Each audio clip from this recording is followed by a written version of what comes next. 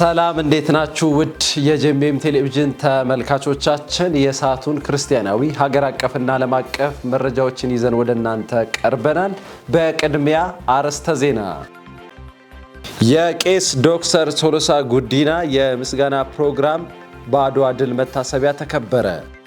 የኢትዮጵያ ሃይማኖት ተቋማት ጉባኤ በኤአይ እና ዳታ ሳይንስ ላይ የአቅም ግንባታ ስልጠና ተሰጠ። ከውጪ ከዓለም ዋንጫ በፊት የወንጌል ዘመቻ መጀመሩ ተነገረ። የቄስ ዶክተር ቶሎሳ ጉዲና የምስጋና ፕሮግራም በአድዋ ድል መታሰቢያ ተከበረ።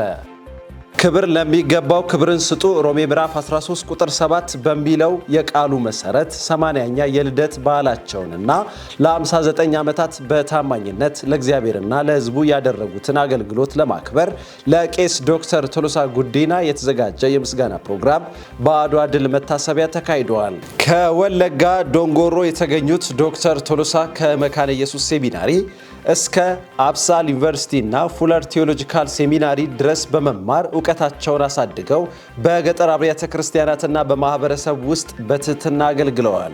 ከ1991 ዓ.ም ጀምሮ ወደ ኢትዮጵያ በተደጋጋሚ በመመላለስ ለሀገራቸውና ለሕዝባቸው ፍቅራቸውን በተግባር ያሳዩ ሲሆን በአሜሪካ፣ አውሮፓ፣ መካከለኛው ምስራቅና አፍሪካ ያሉ አብያተ ክርስቲያናትም ጭምር አገልግለዋል።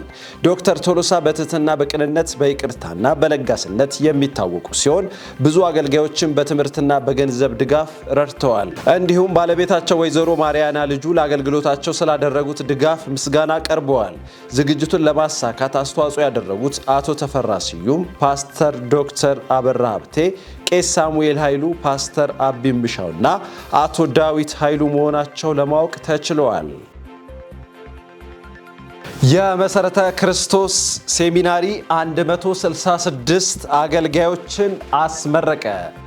መሰረተ ክርስቶስ ሴሚናሪ የ4 ሳምንታት የሚስዮሎጂ ስልጠና ፕሮግራም ያጠናቀቁ 166 ሚስዮናውያን ወንጌላውያን እና የወንጌል ስርጭት በጎ ፈቃደኞችን አስመርቀዋል። ልምድ ባላቸው የመስኩ ባለሙያዎች ስልጠና የወሰዱት እነዚህ ተመራቂዎች ወንጌል ያልደረሰባቸውን ሕዝቦች በድፍረትና በርኅራኄ ለማገልገል ዝግጁ መሆናቸው ተገልጸዋል። ሴሚናሪው ይህን መሰል ስልጠና በማካሄዱ ብቁ ተማሪዎችን ለማፍራትና ለወንጌል አገልግሎት እንዲዘጋጁ ያለውን ቁርጠኝነት አሳይተዋል። መረጃው የመሰረተ ክርስቶስ ቤተ ክርስቲያን ነው። የኢትዮጵያ የሃይማኖት ተቋማት ጉባኤ በኤአይ እና ዳታ ሳይንስ ላይ የአቅም ግንባታ ስልጠና ሰጠ። ሚያዝያ 29 2018 ዓ.ም የኢትዮጵያ የሃይማኖት ተቋማት ጉባኤ በኤአይ አርቲፊሻል ኢንተለጀንስ እና በዳታ ሳይንስ ላይ ያተኮረ የአንድ ቀን የአቅም ግንባታ ስልጠና ለስራ ኃላፊዎችና ባለሙያዎች ሰጥተዋል። ስልጠናው በአይዳታ ቴክኖሎጂ ከፍተኛ ባለሙያዎች የተሰጠ ሲሆን ዳታን ወደ መረጃና መረጃን ወደ እውቀት እንዴት መቀየር እንደሚቻል በስፋት ተብራርተዋል። በተጨማሪም ኤአይን ለሰላም ግንባታ ስራ መጠቀም፣ የግጭት ቅድመ ማስጠንቀቂያ ትንበያዎችን ማውጣትና የሳይበር ጥቃትን መከላከል በስልጠናው ዋና ትኩረቶች መካከል ነበሩ። የጉባኤው ኃላፊዎች የዘመኑ ቴክኖሎጂ እውቀት በማሳደግ ተቋሙን ይበልጥ ለማጠናከር እንደሚረዳ ገልጸዋል። መረጃው የኢትዮጵያ የሃይማኖት ተቋማት ጉባኤ ነው። ውድ የጄምቤም ቴሌቪዥን ተመልካቾቻችን ዜናዎቻችን እንደቀጠሉ ይገኛሉ። አሁን ደግሞ ወደ ውጭ ዜናዎች እናመራለን። የዓለም ዋንጫ ከመዘጋጀቱ በፊት የወንጌል ዘመቻ ተጀመረ። ባልደረባችን ዳንኤል አንተነህ ዝርዝሩን እንደሚከተለው ያቀርበዋል።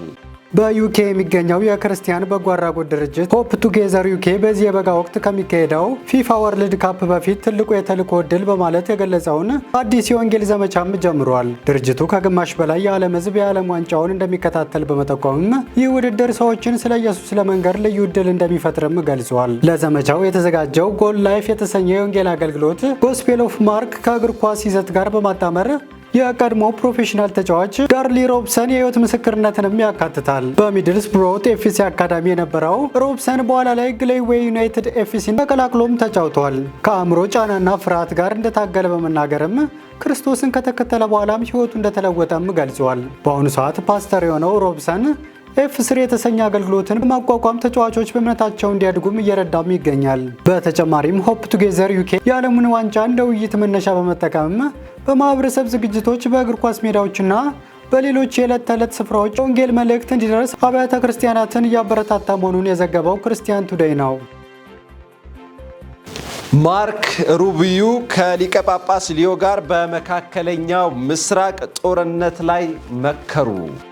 የአሜሪካ የውጭ ጉዳይ ሚኒስትር ማርክ ሩቢዮ ርዕሰ ሊቃነ ጳጳሳት ሊዮ 14ኛ ለማግኘት ቫቲካን ገብተዋል።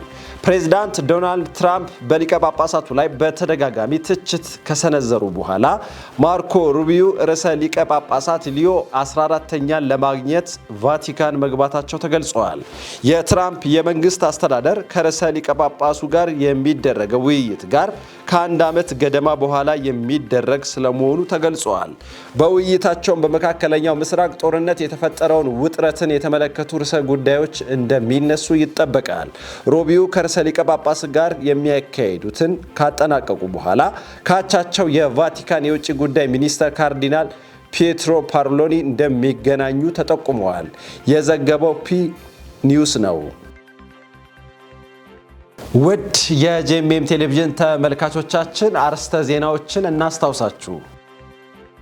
የቄስ ዶክተር ቶሎሳ ጉዲና የምስጋና ፕሮግራም በአድዋ ድል መታሰቢያ ተከበረ። የኢትዮጵያ ሃይማኖት ተቋማት ጉባኤ በኤአይ እና ዳታ ሳይንስ ላይ የአቅም ግንባታ ስልጠና ተሰጠ። ከውጪ ከዓለም ዋንጫ በፊት የወንጌል ዘመቻ መጀመሩ ተነገረ። ውድ ተመልካቾቻችን ለሰዓቱ ያዘጋጀነው ክርስቲያናዊ አገር አቀፍና ዓለም አቀፍ መረጃዎች ይህንን ይመስሉ ነበረ። ዜናውን ወደ እናንተ ያቀረብኩት እኔ ኤልያስ ወንድሙ ሲሆን ያዘጋጁት ነፃነት ዋቁማ፣ ዳንኤል አንተነህ በጋራ በመሆን ነበረ። ከቀሪ የጄኤምኤም ቴሌቪዥን ፕሮግራም ጋር እንድትቆዩ ጋበዝኩኝ። ሰላም ለእናንተ ይሁን።